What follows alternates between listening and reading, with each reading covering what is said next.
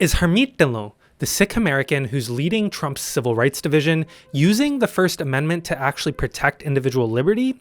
Or is she wielding it in a way that expands government power? So just days after ICE agents shot an American protester dead in Minnesota, activists, accompanied by journalists, entered City's church in St. Paul during service, alleging that one of the pastors, David Easterwood, was serving as the local ICE field director. Weeks later, Dhillon's department had both the activists who were protesting and the journalists who were covering the disruption arrested. It is shameful that you came in here and into this house of God and you brought your political things into this church. She said that she has zero tolerance for what she claims are journalists and activists using the First Amendment to disrupt houses of worship. And in her eyes, the arrest stopped a slippery slope.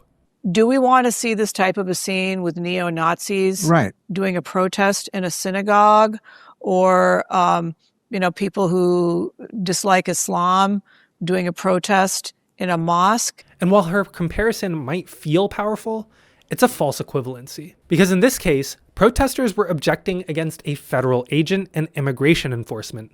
They weren't targeting a particular faith group out of hate.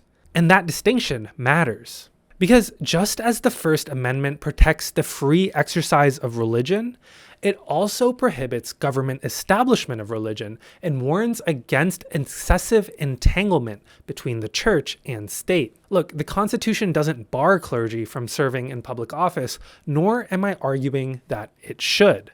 But when protests against a government official is framed as religious persecution, and the journalists who are documenting that protest are treated as participants in that persecution, it signifies a deeper shift between the relationship between the church and state. And the troubling part is, this seems to just be the start.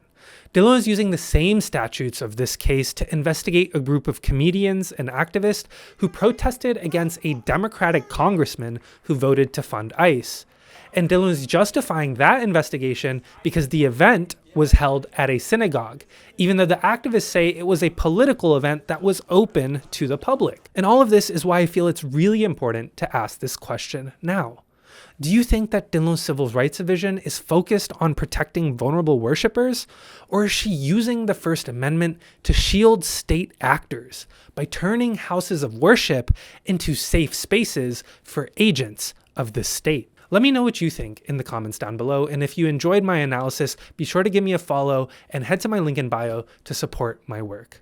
Thank you so much.